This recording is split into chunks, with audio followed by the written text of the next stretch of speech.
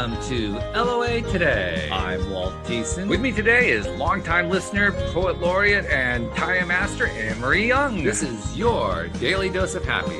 We are so happy you decided to join us today. And I'm happy because Anne-Marie's back. It's been a few weeks. How about that? Yeah. Yeah, I've been a bit of a sick note. I do apologize, but I could not have done it last week. Well, and I'm glad that you took care of yourself, but you were missed. You were definitely missed. So I wanted to. Thank you. That's always lovely to hear. It's been a couple of weeks. It's like 3 weeks. It's been because you missed 2 weeks in a row. Yeah. It's just 2, yeah. Yeah. So it's been a while. Like, welcome back this month. Thank you. Yeah, it's good stuff. And you're looking good. So I'm glad that you're feeling better. Thank you all. It's good to be back. I've missed it. Yeah. Well, it's not the same when you're not here, especially when we're interviewing somebody. And today's no exception. We've got a guest joining us today, and I just realized that I have to make sure I don't butcher the name. I normally try to fix that beforehand, and I didn't do that. So I'm going to give it a shot, see if I can get this right. But we're joined today by Jamie Nagelli? Nagley. Nagley. Oh, I was so close. I was right there. Nagley. You're there. Okay. One little syllable. Yeah. But Jamie's with the Happiness School, which, first of all, we love the title. For obvious reasons. And we're going to be learning more about that in a moment. But Jamie has a really interesting approach to how he helps people. He loves helping people. And we're going to learn about that first. And Jamie, first of all, welcome to the program. Thanks for joining us today. We're glad that you're here. Yeah, thanks for having me. And Anne-Marie, sounds like you're feeling better now. So glad you're able to join us as well. Yeah, I'm well enough for Happiness School. Bring it on. Oh, yeah. All right. Great. But before we go to Happiness School, we got to find out how the school got put together, or more precisely, what led to you putting the school together, because there's always a fun story there, and we want to find out what the fun story is. So tell us the fun story that leads up to Jamie creating Happiness School. Yeah. So I think in college, I followed the path that was laid down for me, right? Get an engineering degree, get a high-paying job, get a wife, kids, house, green grass, and some a house and everything. And I actually went through that process and was making lots of money as an engineer, and just realized I was absolutely miserable doing it. Miserable physically, mentally, emotionally, spiritually. And so I took a leap of faith, and I kind of hit reset on my entire life. And I quit my job. At the time, I had a fiance. We mutually broke up, and I went on this complete year-long journey of just being alone and finding out who am I and what does that even mean, and how do I create happiness from there? Because there's got to be a better way than the life or direction I was taught. And so in that process, I spent probably $50,000 worth of credit card debt on personal development courses. Wow. On books, on workshops, seminars. I ended up losing 90 pounds and completely transformed my life in a year, and decided to write a book about it. The book being called Who Are You? The Art of Being Yourself in a World That Doesn't Want You to. And so from that book, created a foundation and a lifestyle that I've been able to use and kind of go back to whenever I'm facing challenges. And so eventually I decided I needed to expand the book and create something for the benefit just of because at the time that I wrote the book, I was completely single, completely on my own. And eventually 4 or 5 years down the road, I've got 4 kids, a wife, and dealing with all the struggles of that. And I had to go back to my book and understand some of the different things that I had written and forgotten about. And I realized in using those philosophies and those principles, I was able to transform my life today. And so that's kind of how Happiness School came about. All right. And you don't do things halfway. I mean, that's what that story says to me. I am a very all or nothing kind of person. Yeah. That's definitely true. Yes. Yeah. If you were a poker player, you'd be all in every other hand. That's right. That's right. Yeah. So that's good. Well, that's actually a theme that plays out a lot. The people I've found who have been guests on the show who have had the most success are the ones who just went for it. Sometimes in a way that was so big that I would almost advise against it, like, take it easy there. Don't go too far there, coach. But you just went there. You just went, 50 grand in debt to do courses. Holy crap. Yeah, and you know, the thing with that is I didn't have a family at the time. You know, I didn't have responsibilities. I didn't have anyone depending on me besides me. So I could make that leap. I was in my 20s, I was 25, 26. And so, you know, it was the perfect time to do. I couldn't do that now. I couldn't even come close to doing anything like that and putting my family at risk. So it was kind of opportunity meets, you're either going to do this or you're not. So I ended up taking a leap of faith, and it worked out. So, but you do it fearlessly too. I mean, no, there's a lot of potential fear there, and you didn't have it.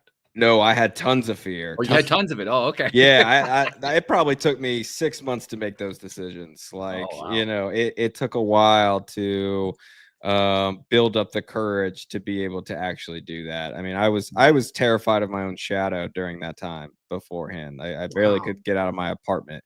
And so I had to learn that courage is a skill. It is something that you have to face. Like, people think of bravery and courage as this big, gigantic thing you've got to take on. Like, I realized that something as little as like introducing myself to a stranger on a bench, even though the idea struck me and I was terrified, I should just try and do it anyway. And what that did, whether they rejected me, whether all the thoughts of whatever that came to mind, what that did was made me realize that the fear isn't real. And every time I did that, I broke a new barrier of my comfort zone and expanded my comfort zone into something so much greater than what was keeping me trapped in a life that was no longer for me. Wow. Yeah. And Anne-Marie, by the way, I welcome you back to the show, and then I immediately jump in as you're about ready to say something. So I apologize for that.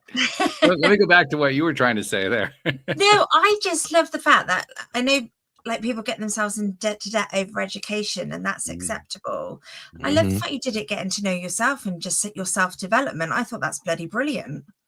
Thank you. It was it was by far the single greatest decision I ever made. I learned so much information that I did not have access to, and completely created using so many different people and so many different resources and different ideas, and kind of putting them together. It was well worth way beyond the 50,000. That's really wild. Yeah. Yeah. When you take on a project like that, then you're not taking the project on based on what the monetary return is going to be. You're measuring it differently. Yeah. Yeah. I mean, to put it in perspective, I think my life was completely driven by little dopamine hits throughout the day, from the morning I woke up to when I went to sleep. And I realized through that process that is literally the definition of chasing happiness. Chasing that short-term, you know, little burst on Instagram or whatever all day long. Checking emails is a little hit of dopamine. Like, I realized a lot of this stuff, and I realized what true foundational happiness comes from is love. Loving for your life, loving yourself, loving the people you spend time with, and loving what you do for money. If you can create love in all three of those buckets, that's true happiness. So that is the foundation of Happiness School, is teaching you how to do those three things. And it's also the foundation of true success. Correct. Yeah. Yes. Yeah. Not the way we normally measure it. No, not one bit. Why is that, do you think? You know, I think this idea that money buys happiness is half true. I think money makes you more of who you are. And so we think of happiness as the ability to have the freedom to do what we want, or to go on vacations, or drive the expensive cars, have the mansion. And when you get to a certain level of happiness within yourself and within your relationships, I do believe that's the next step, is to be able to buy whatever you want. But you have to create a foundation of happiness first, or otherwise your foundation is literally built on greed or arrogance, or something else internally that you are hiding with money in order to make yourself feel better. And what ends up happening is a lot of people who have been sold that lie and go down that route can't admit to themselves that the money is not making them happy, because they went down, they bet their entire life of working hard and trying to be successful in order to get there, until they become 80 and they look back and say, what did I do all this for? And that's when it really hits them. And so this idea that, you know, we see all these stars on Instagram now, they've got, you know, they find someone else's Maserati and they take a picture of it, and now we think everyone in their 20s and 30s who have made it have all this money. And you know, it's a facade. And so understanding that in order to be truly happy, you have to become happy first before you go after the wealth, before you go after the money. Because if money makes you more of who you are, become happy first, so that way the money makes you more happy, right? So which is diametrically the opposite of what we're not so much taught, but what we assume is going to be. If I get the money, I'll be happy. That's the way we normally assume it to be. That's right. Yeah, but see, that's also dopamine, right? So dopamine is, I go after something and then I get it, and then I get this great release of dopamine chemicals. And so that's what most people do. And so since that's, you know, it's just kind of drilled into us. And I think most people, if you look around, aren't really that happy. So who's going to teach us anything different other than, you know, how many people in the world are truly like more than 50, 75% happy the majority of their days? It's not a lot of people. And so how can they teach us how to be happy if they don't even know how to do it for themselves? Which raises a very interesting question. Not only the question that you raised, which is, you know, how can they help us if they can't help themselves, but a more basic question: why are they so unhappy? Yeah, I mean, I really think there is it comes down to one thing. Sometimes you can either be right or you can be happy. Yes. And I think so many people go down some direction thinking this has to be the way, and don't pivot when it's not working for them. Or have such a belief about themselves or the world that they're not willing to give that up. And it's them deciding that I would rather be right than letting this go and figuring out something different. Something, you know, that I discovered is that beliefs are choices. And if you have a negative unconscious belief about yourself, you have the ability to change that. And you Congratulations, can by the way, on discovering that at your age. It took me to age 55 to learn that one. So well done. Thank you. I would have never learned that if it weren't for the personal development courses. Like, that's what that taught me is you do not have to settle for what beliefs you've been given. And then from there, I just started to expand on that idea and apply it to all kinds of different stuff. I didn't really become attractive, intelligent, or feel like I'm enough until I started to believe these things. And once I started to believe these things, I found the right rate, or the right weight. I grew a beard, you know, all these different things started to manifest. I started to learn different things, and it just unlocked doors for me. So, you know, changing your unconscious beliefs about yourself and the world is without a doubt a game changer. And if you can find one idea to help you do that, it's worth whatever the price of that is. Yeah, totally true. Totally true. It's amazing too how we can be presented with these ideas, and we can sit there and say, and then we forget about it 10 minutes later. Yes, repetition is extremely important when it comes to understanding ideas. Like I said, like I wrote the book and I had all this information and I did all the work for a couple of years, and then you go check the book again. And you throw in kids and the life and everything else, and it throws everything out the window for a little bit, and you can get stuck into the pattern of how you were raised because you don't know anything different until you remember, like, this is not who I am. I need to retrain myself again.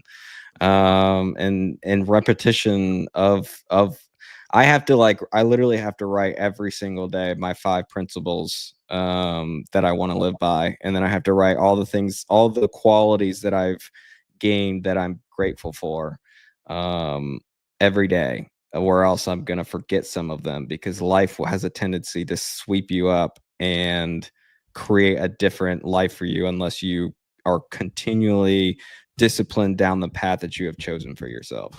Well, plus, don't you also find that when you follow that regular practice of writing that stuff down, every day that you do that, you're doing the same thing every day. You're writing the same stuff down. I mean, you're not even varying the message. I can't even do that. I have to write different things every day. I can't do the same message, but you're doing the same message every day. And yet, Every day. Don't you find that every single day that you do that, when you're done writing the message, it led you to do something different than what happened the previous day? For me, no. I No? think what it does for me is it helps me not forget. Like it sets Okay. my intention for the day. So I'll tell you what my 5 things are. Maybe that'll will help. So Yeah, that to was my remind me. question. Yeah. But first one is love everyone always. Okay. So that's my North Star. If I can remember that love is happiness, and if I get in an argument with someone or someone doesn't agree with me and it becomes something more than needs to be, if I can just focus myself back on love, that's automatically going to make me happier. The second thing I write is I choose to be happy over being right, which kind of, again, is like not everyone needs to believe what I believe. Other people are allowed to have opinions of their own, and I don't have to correct anyone. I can be right and they can be right. And so just allowing people to hold the space to be themselves. And that's the third thing, is I give people the freedom to be themselves. Okay. And so not trying to change anyone or make them do the things that I need them to do or conform to what I need them to be.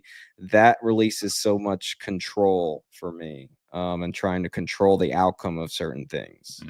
The fourth one is I do things in the certain way, and that comes from the book The Science of Getting Rich by Wallace D. Wattles, in which the premise is basically if you do things in the certain way, meaning you're certain of the outcome by doing these actions, you're going to get the results. That's more law of attraction based. Right. And then the fifth thing I write is always be growing, to remind myself that when you want to run from certain challenges, don't, because this is an opportunity for growth. And these are all specially designed for me because I have a tendency to run from things, and I have a tendency to try and control the outcome or try and get other people to do it the way that I want to do it, so I have the outcome that I want. And I have a tendency to want to be right. So these 5 things help ground me into not falling victim to what I've been trained and how I've been taught, but instead allow me to decide who I am and who I want to be. Okay. I'm still fascinated by the fact that you said that your experience doesn't shift every day. I mean, just to give you an idea of what I'm talking about. Sure. I find that and I'm not quite as consistent as you. I don't have my thing where I'm writing out 5 things, but I have my method that I do each morning. And as long as I do my method, what I find is within the first hour, something happens that I didn't expect, and it creates interest for me. I mean, because like I said before, I don't like writing the same 5 things every day. If I had to do that for 10 days in a row, I'd be asleep. I can't do that. I have to have different things to write every day. It's got to be, reinforcing. It's got to be positive. It's got to build the right neural pathways. I just can't write the same ones over and over again because I will literally just fall asleep the 5th time I try to write it. Because I love variety. And maybe that's what the difference is. Maybe in my case, I get the variety because I love the variety. Yeah. Maybe that's what happens. Yeah, my variety comes in what I'm grateful for when I write things down. Okay. That's where I change that up based on what I'm going after, what I want to maintain, what I want to keep going, things like that.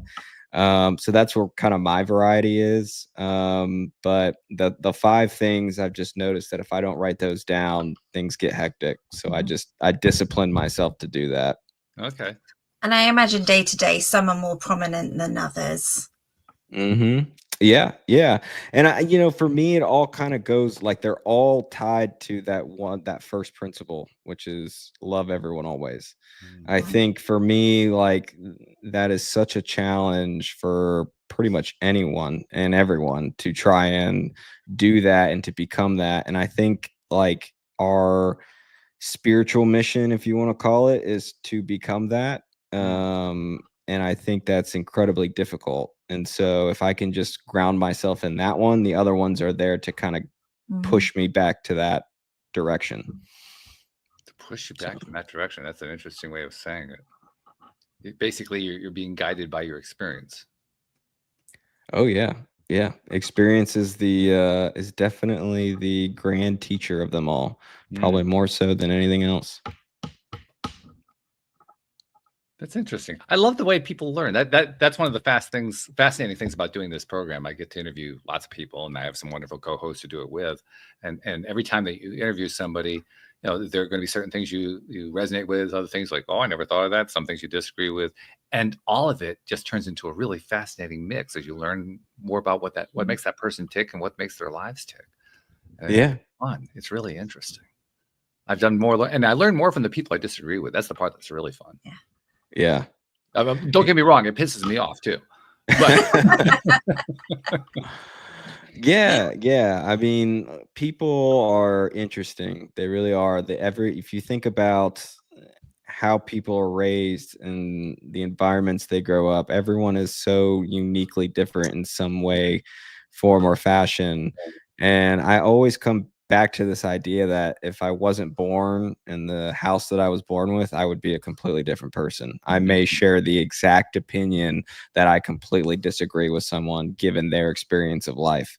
And they have created a way from them to deal with life based on those experiences that I haven't had to experience. I haven't had to, most people's negative beliefs and hatreds and angers come from experiences in which they had to cope or find ways to protect themselves with. Sure. And they refuse to let those go. And that's why like compassion and empathy for me has completely changed my life, to just like having that for people that, I disagree with. So. But also when you have those little moments in your life that change, because everybody grows, everybody changes. Like you say, you became a father, everything changes. Rather than spiral out of control, you go back to your basics. And it's just reevaluate who you are, because we all change. I'm a different person from 10 years ago, right, and 30 years ago, and whatever. We all, and going back to that basis and getting to know yourself and your, like you say, your pillars. Yeah, really guide you in the right direction. Yeah. So, I think for me, when I created this principle, I'm very logical. I've got an engineer brain. So for me, everything, it comes down to principles and equations, and this idea that, who I am is rooted in what I believe. So, and that's the foundation of the book, right? So what I basically discovered was that what makes someone who you are, what does that mean? From a spiritual perspective, I think it's a different answer, but from a human day to day, what makes you who you are is everything you believe about yourself and the entire world. And you are the accumulation of everything you believe. And so we have been told who to be, what to believe, what to feel, what to think, our entire lives, until we decide and stop and think, like, is this really what I want to believe about myself, about the world? And in that way, you have the ability to rewrite who you are by changing your beliefs. And so, I think like most people have three big insecurities that they deal with. One is being attractive, one is being intelligent, and then the last one is being enough.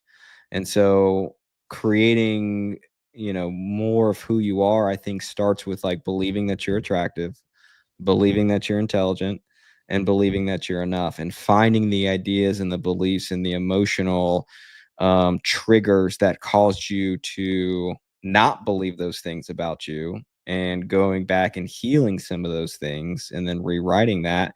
That creates a lot of self-love and compassion.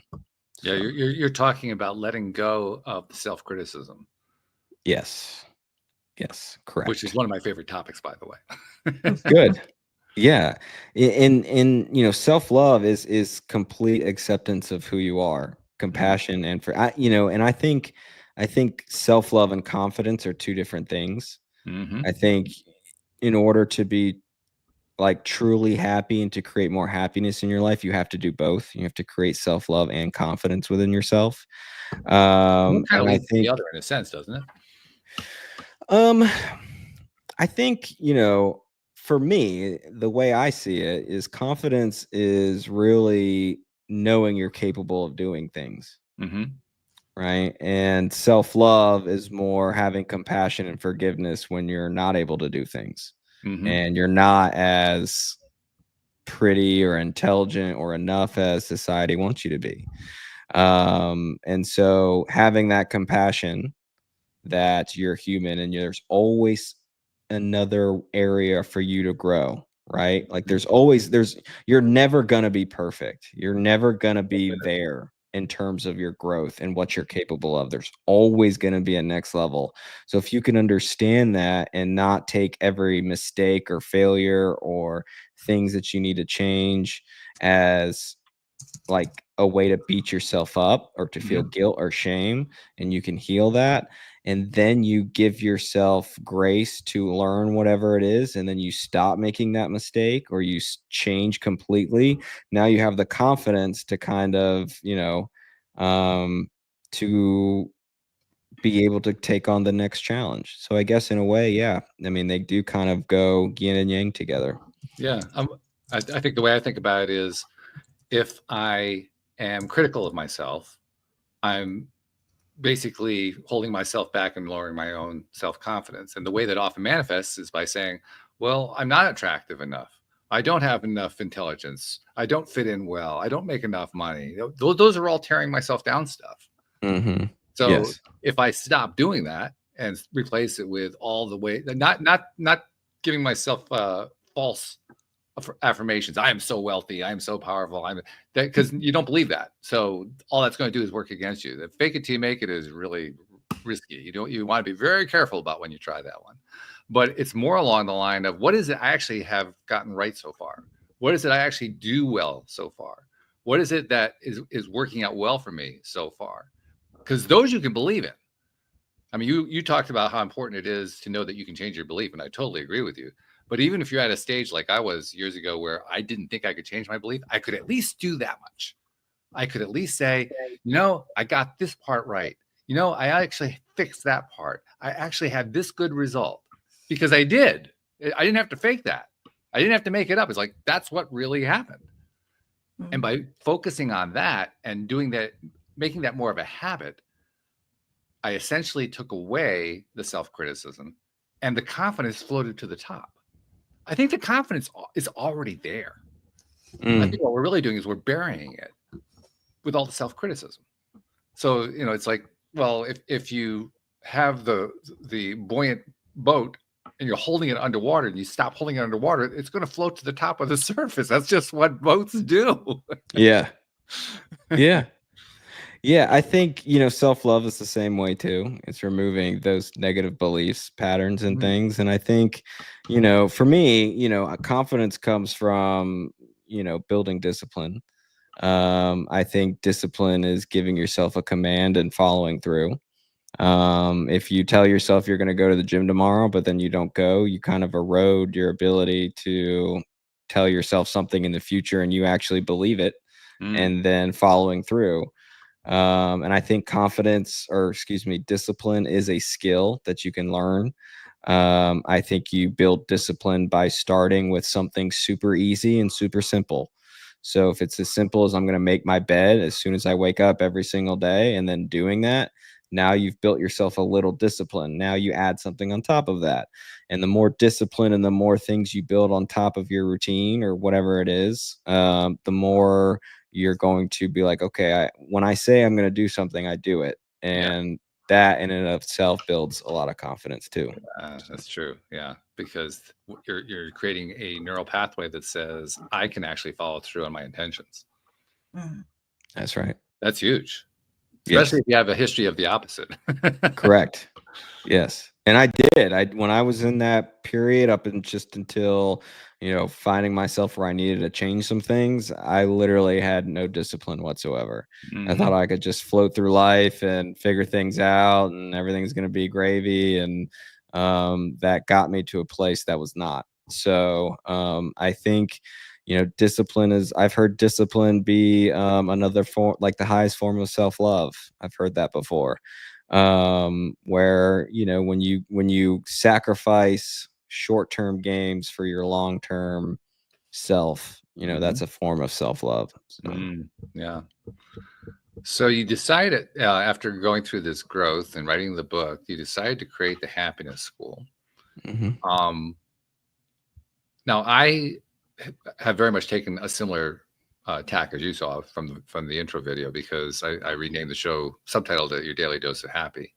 I'm curious to know what made you choose happiness as the word to describe your motif. Because the reason I chose happiness is I realized happiness was kind of like a collective word to describe raising vibration, getting into a better feeling place. It wasn't so much that I had to be happy at any given time. It was more like it was my way of summarizing feeling better all the time.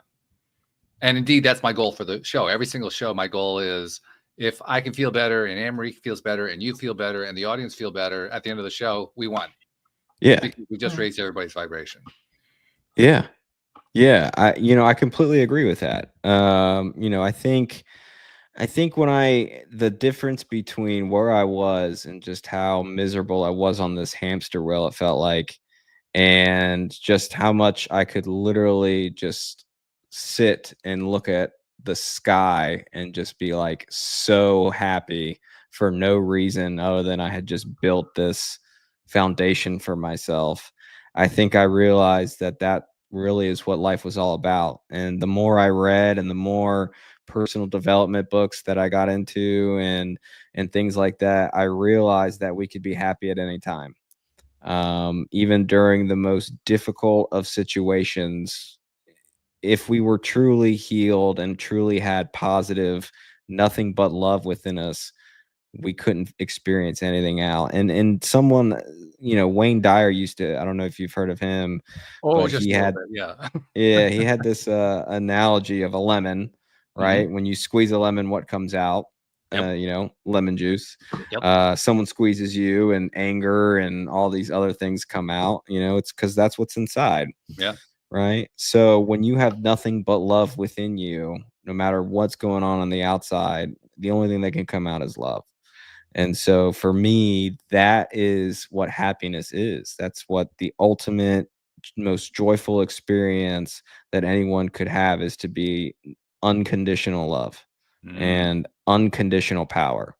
Those two things are, for me, the North Star of creating the most amount of happiness in your life. I have to admit, I always cringe when I hear the term unconditional love. I totally get it. I mean, I know exactly what it's saying and I buy into what it's saying. But the idea of conditional love to me is impossible. So to me, calling it unconditional love is redundant. But I get it. I understand why people need to do that, because so much has been associated with happiness that is just conditional, which is transactional, which is not really what we were talking about. Yeah. Yeah. But I love the words unconditional power. Yeah, that's a good one, isn't it? That was powerful on its own, isn't it? Yeah. Yeah. Yeah. For me, unconditional power is the ability to choose your own thoughts, emotions, and actions in any given moment. For power to be truly unconditional, it cannot be based on anything outside of you, right? Or else it becomes conditional. If I've got to make these people do these things, my power is conditional on them actually complying, right? So unconditional power has to be rooted within yourself, in order to basically say, no matter what I'm going to go through, I'm going to choose to be happy, and I know how to do that. That for me is unconditional power, is the ability to choose whatever you want to choose in any given moment with anything. That's with your body, that's with your emotions, that's with your thoughts. You have so much power over yourself. Nothing can affect you. And I think, that the blending of those two is the creation of true unlimitedness, as a human being. I was having a conversation with a close friend earlier today, shortly before we did the podcast, actually. And in that conversation, I was pointing out the role that emotion plays in generating power. Now, from a law of attraction perspective, the idea is, well, thoughts become things. So thoughts are what make the creation happen. The emotion associated with the thought is what accelerates the whole thing. I like the analogy that Mike Dooley created for this one. He said, it's as if you're trying to manifest something into your life.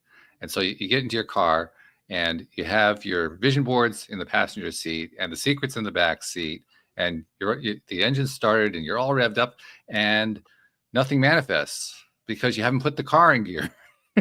You have to apply the power, and the power is the emotion. Yes. Yeah. The science behind the law of attraction, I think, is super important for people who are kind of like don't understand or don't get it. I figured out the science behind how it works after I learned about the law of attraction, but I connected it to, I was actually a physics 2 teaching assistant when I was in college, and I learned this principle of the electromagnetic field. Right.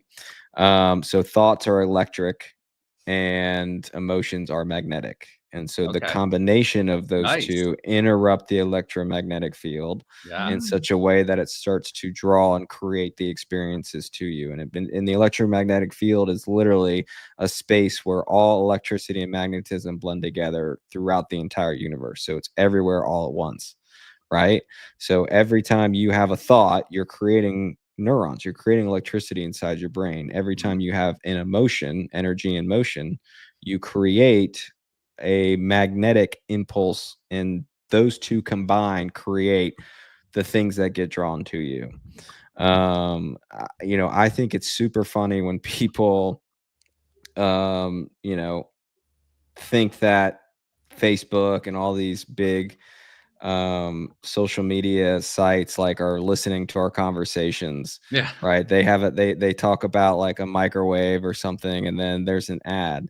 But for me, that's literally the quickest way for the law of attraction to bring you right what you've just talked about, because words are energy. Right. So every time you're talking, you are creating energy. And that's the quickest path for it to bring you. It's like literally right there on your phone. As soon as you pop up, you just hit the button to buy if that's what you want. Right. So, for me, I think, the law of attraction is super scientific. I think it's also very spiritual in the sense of, even in the Bible, it says, ask and you shall receive, right? Open and the door will be, but people don't realize that you're asking every moment of every day.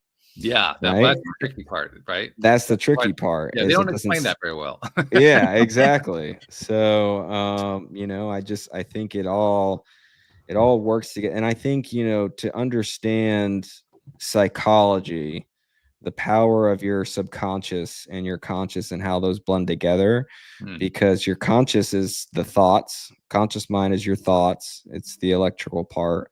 Your subconscious mind is all about the emotions, it's the magnetic part. And so you've got to be able, the way you change your beliefs, the way you change things about you is by altering your subconscious beliefs, and that creates more positive emotions to be able to help you manifest better. So anyway, that's my little tidbit. Yeah, that creates a frustration for people though, because they find, well, how do I change my subconscious beliefs, and then they struggle against that, and then they get all frustrated. Yeah. You change your subconscious beliefs by understanding first where you got those beliefs from. So let's say, for example, you have an insecurity about not being intelligent, right? Let's just say you don't think you're smart enough to do whatever it is. Well, where did you first believe that about yourself? For most people, it's somewhere in school, because we all graded each other's intelligence based on grades. Right. So there was probably a point in 8th grade, 7th grade, whatever the case may be. And you probably will remember, because we mostly remember extreme emotional experiences, unless they're so vast that we had, unless it was so traumatic that we had to, to block trick ourselves. Yeah. Block it out. But most people remember what I call those micro traumas. So you find out what that was, and you go back within your subconscious. And the way you do that is you relax, you completely, totally relax. And you relive that experience, and you feel the emotions associated with being unintelligent. And in that moment, you find a way, you find the idea, you find the belief, whether that's you or your dad or your mom or whoever made you feel that way comes in, gives you this big hug and makes you feel like you're the most intelligent person in the world. And through that process, you're going to feel a complete shift within your emotions. And you may cry, you may, when I do this, I like my body shakes sometimes, as this negative emotion feels like it's like getting ripped out of me. And so what that does is now it holds the space for you to have the positive thoughts and believe them, right? So if you go from and most people do the outside in with this. So they want $1 million, let's just say, right? They're trying to manifest $1 million and they say, I'm a millionaire, and their mind goes that's complete bullshit, right? What you have to do is instead go back to when all your negative associations with money and rewrite those at that point. And most of them come from childhood. We learn most of our financial habits from childhood. So whatever you learned in those experiences, you rewrite those at that point. Now, when you clear the negative emotions around money and finances, now you can say, I'm a millionaire, and you'll believe it. That's how you create the momentum of the law of attraction. Is you have to change the subconscious first, then replace it with your conscious thoughts. Yep. And that's where therapists and coaches make a lot of work, because people struggle with it.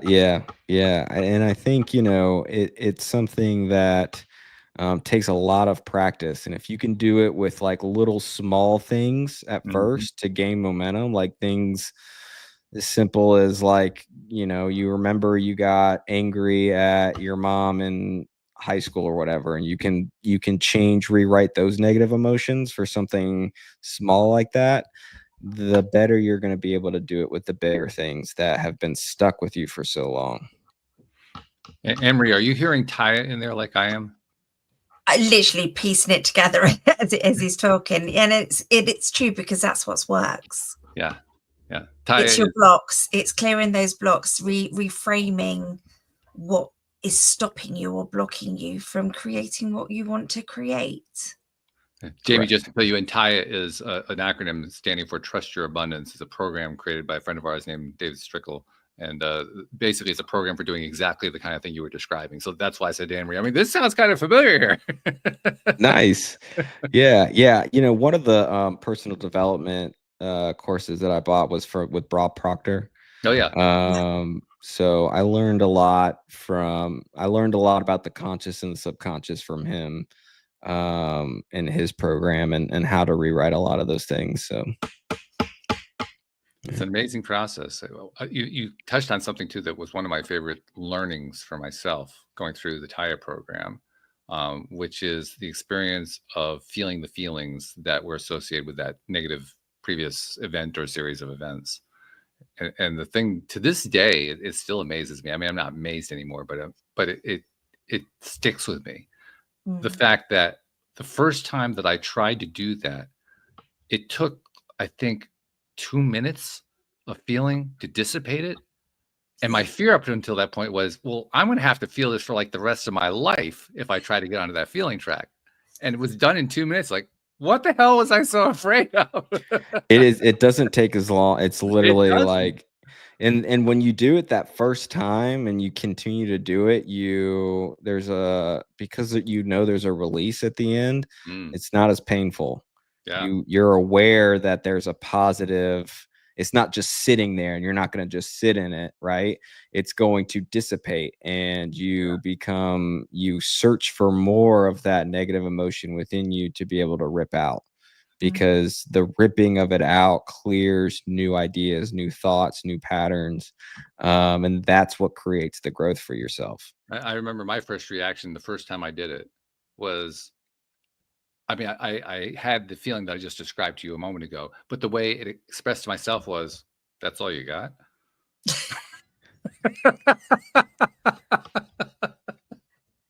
But that's where that discipline comes, isn't it? Because like you said earlier, there's so many dopamine hits. There's so many things like, I don't want to feel anything. I'm going to go over here. And you just bypass the whole, a big portion of your life quite easily.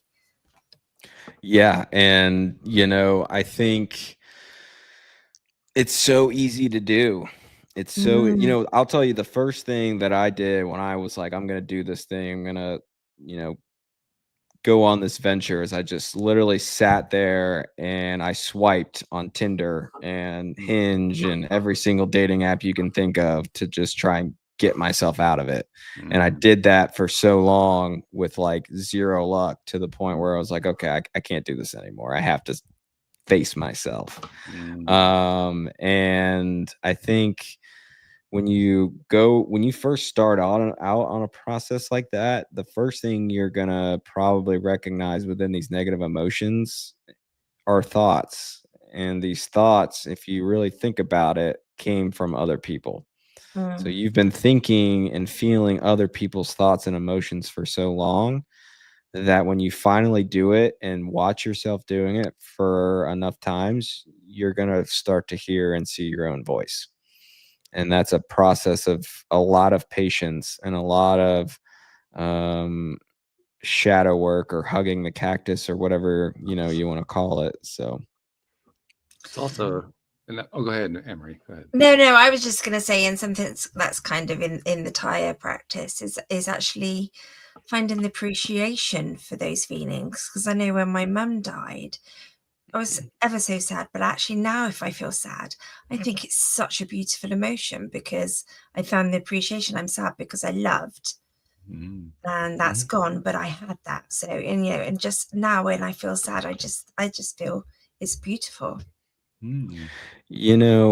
Being grateful for the negative emotions is so powerful, because if you really truly think about it, you cannot experience true happiness unless you've experienced something else. If you were happy all the time, you wouldn't even know you're happy.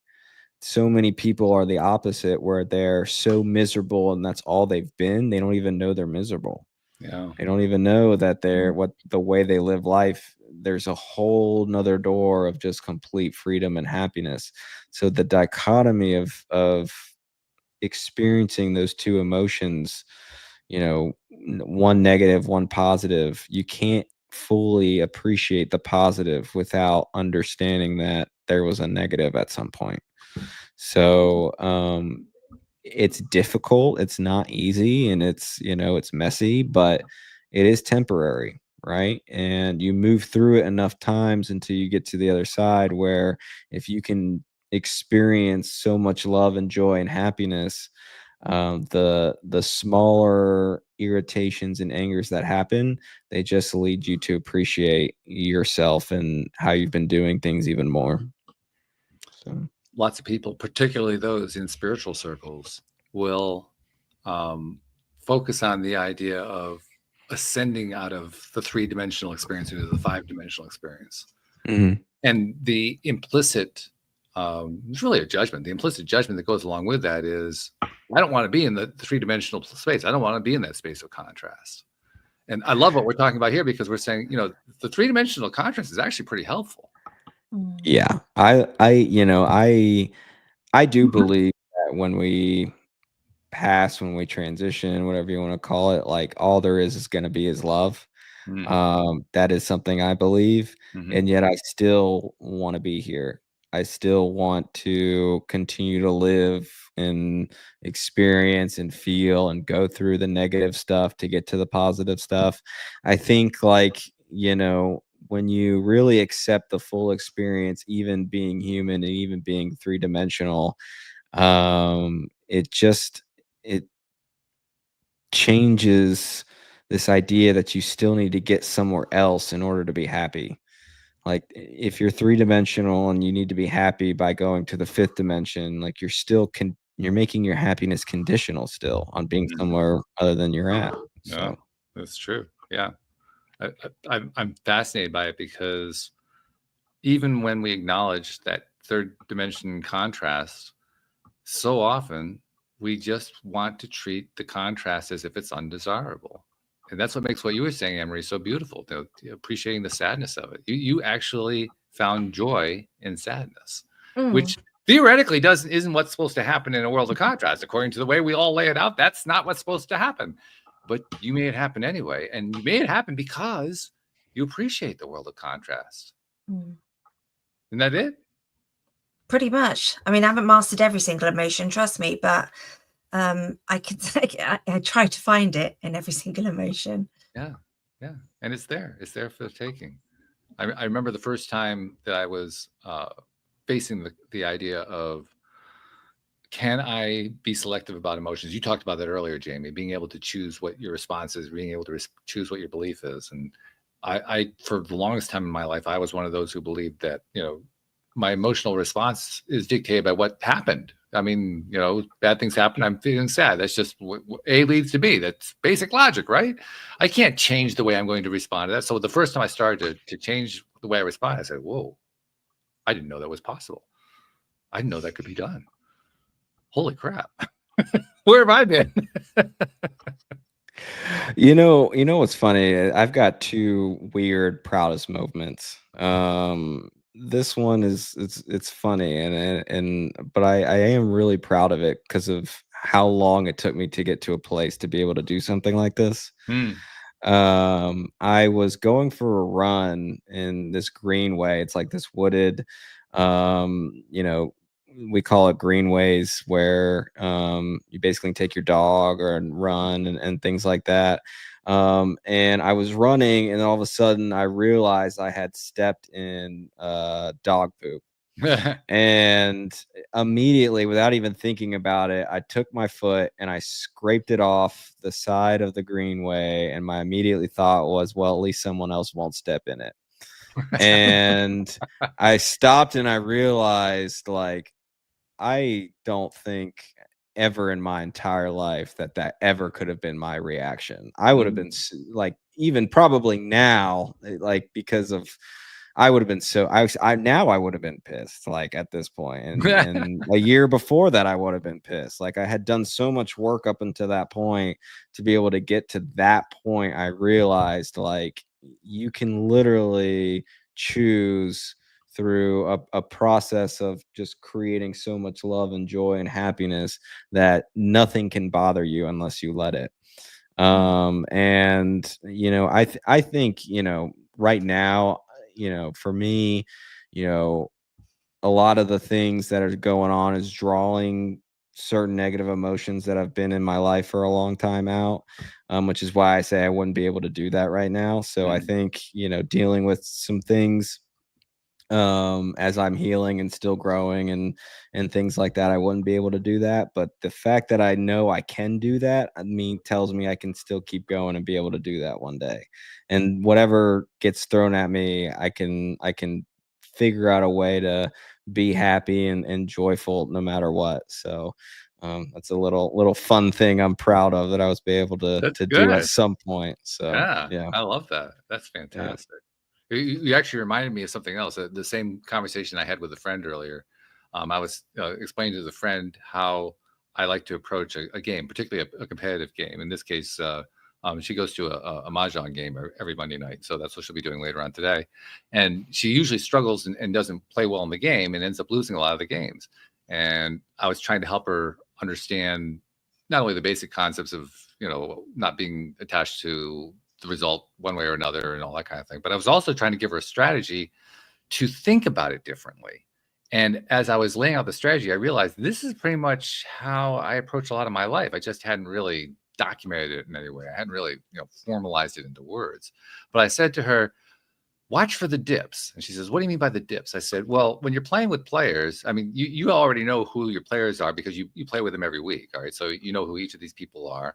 And you know which ones tend to win more and what their attitude is, what their energy is. Okay. And she says, yeah, all of them have high energy. All of them are they're very successful with the game and so forth. So it makes it really hard to beat them. I said, okay. But think about it in terms of what happens moment to moment, because everybody goes through dips. That's just part of what happens. Anybody who at any particular point in time makes a comment about, it's really sad what's going on over in Israel right now, or I can't believe what's happening in the political world, or did you hear about what happened to that entertainer? Anything along that line is a dip. Doesn't mean that the person isn't necessarily happy. It's just that for that moment, there's a dip. I said, here's a little exercise for you. Watch what happens after the dips. And in the process of doing that, you're taking away all the thing about trying to win the game, all the thing about what the result of the game is. You're just trying to learn what the behavior patterns are of the people playing the game. I like that. And it's very awesome. By the way, it's a great way to shake up the results of a game. If you always have a game that you're in where certain people always win and certain people always lose every time that they play, insert that and watch how the whole thing reshuffles. Huh. That's pretty cool. I've really never cool. heard that. Yeah. Well, I actually learned it from playing online poker. Okay. No other than poker. Because I've done so much of it. I've done pretty well at it too. And I've accumulated enough that I don't really care what happens. So I was able to experiment with things. And one of the things I love experimenting with is watching when there is another player or even multiple players who are getting frustrated by the results. You can tell. You can always tell who's getting frustrated. And then you can always see the ones who seem to win every single time. So I adopt a policy. Anytime that there's a chance of going head-to-head all in against somebody who's winning every time, I just fold. I don't care if I've got 2 aces in the hole. I fold. Because unless my energy's at that same level, my odds aren't good. Yeah, that's They smart. could be holding 7-2. I could be holding 2 aces, and they still got the advantage because they got the better energy. Whereas if I see somebody who's struggling, I'll go in all in against them every time. As long as my energy is like at least medium or up, I got the advantage of them. And it's amazing how that plays out. Especially when you don't have anything attached to it. When you're just like, this is going to be fun. Let's see what happens. Nice. It's amazing how that plays out. Yeah, I'm going to take that to Vegas next time I go. I was literally just about to say you'll be banned from Vegas and he won't be allowed there again. I'm going to take that to Vegas next time I go. That's for sure. It's fun. I mean, you obviously can't be attached to the results. The moment you do that, you lose the whole thing. Yeah. You know? But if you can separate yourself from being attached to the results, and that's the great thing about watching you know what watching the dips is in poker? It's essentially the same thing as looking for a tell. Okay. But it's an energetic tell rather than a twitch. Yeah. Rather than a body language one. Yeah. Yeah. Yeah. Nice. Well, that's a great skill to take through your life in any situation, in your work situation, in team meetings. Just you could do that with your children. It's quite a skill. Yeah. Well, you do it all the time. I mean, you have 2 daughters, right? Mm. That's part of what you do as a mom. You're checking the energy level moment by moment and then responding to them based on what that energy level is telling you. Yeah. Just maybe just not conscious of it, but at least as a dad, I'm not. That's definitely how it goes. I don't think I'm consciously like evaluating the energy per se. I think that's more of a subconscious like recognition for me. Anyway, but I like that. Something to look at, to bring to the forefront, to look at it differently. Really I think good. reaction wise, you're right, Jamie. It's not something you go to, but actually there's quite a lot of times where I'm like, this isn't going to calm this situation down. How can I switch that energy over? So I know it doesn't always there first thing, but it comes in after. And I think that practice gets easier. Yeah, I love that. As usual, we just race through the time whenever we're having a good time. And today is absolutely no exception. But we do need to get a few things covered before we finish up. So, Jamie, first of all, thanks for joining us and for having the conversation. That's been great. Now you have the book out and you have a course coming. We didn't even touch on the course in the Happiness School. Talk a little bit about the course. Yeah, so Happiness School is a community of people who are just trying to better their lives and live happier lives, and I teach them pretty much all my principles and foundations and things like that. I've got about 12 hours worth of content, and I'm adding and building more. And basically, I have creating this AI quiz where you basically take the quiz and based on whatever problem you're dealing with, it spits out an exact order for you to take these courses in to solve your biggest problem first. The course or the community is designed to teach you how to improve your self-image, so how to create self-love and confidence, how to create more love in your relationships and surround your people surround yourself with people who are what I call quality people. And how to find out what you love to do to make money. If you don't know what that is, or if you do know what that is, how do you create that wealth? And so in the community, there's weekly lives, and I help people and through the lives and things like that. So that's kind of on the ground, getting started and up and running. But yeah, the book, I'm giving a free copy of the book. They just cover shipping and handling, the price to print and ship the book at identity mastery.com/who are you, one word, and I can send you that link so you can have that to provide. Yeah, give it to Lane. She'll put it, or not to Lane, to Jen. She'll put that into the show notes. Cool. Excellent. But yeah, if you decide to get the book, you basically get a free offer to Happiness School for 30 days, no commitment. And you basically will walk away with my entire 12-hour library, since it's kind of on the ground floor, if you decide not to commit. So that offer's there for anyone who's interested. Do you like having people reach out and contact you directly? Sure. Yeah, absolutely. I can give you my email in the notes as well. That'd be great. Yeah, or just tell people that they're usually these days they're pretty good at capturing it when you say it. Yeah. Happiness.school at gmail.com, or you can go on all the socials at happiness.school, and school spelled SKOOL. An important respelling there. Yes. Yes. Okay. Yeah. So good. All right. So we got that covered. So second thing I like to do is to go to Anne-Marie, because I could just see it on her face. But how does she tie this together? Because you may not know this. Anne-Marie is a former listener who has become a co-host. So she kind of represents the listening audience because she has a very similar perspective to it. That's why I'm always curious to know, how does she tie all this together? So how are you tying it together, Anne-Marie? Your microphone's muted, by the way. That's because I'm still sick and keep coughing, so I didn't want to disturb your gorgeous conversation. There's been quite a few things. I'm going to pick on a couple of things that really hit me. And I love the fact that Jamie mentioned, that we develop as people, and we change, and we have setbacks, and life happens, and you just go back to basics. And I think that's brilliant. And it's something I kind of started doing last week when I was feeling poorly and sorry for myself. I just went back to the basics. So I thought that was a brilliant nugget. But also the thing that just glowed to me was there's always a next level of self-development. Yeah. And that's key. We don't know it all. We might get better along the way, but we can always get even better. Yeah. I love that. The knowledge that improvement is always available. Yeah. Yes. And that's important, especially as a parent, to have that compassion, because your kids will throw so many different things at you that, so I read something where parenting is figuring out your capacity for disorganized conduct. And I love that. I love that idea. So very well stated. That's good. Yeah. Last thing I like to do on each of these shows is something that I started doing a few years ago. Obviously, we live in an era where, with the internet and so forth, we can do things that 30 years ago were impossible. I mean, this podcast, doing this today with you, where you are, Anne-Marie's in the UK, I'm in Connecticut. I mean, it just that was just not even a possibility 30 years ago. Today, it's like, well, we take that for granted. No big deal.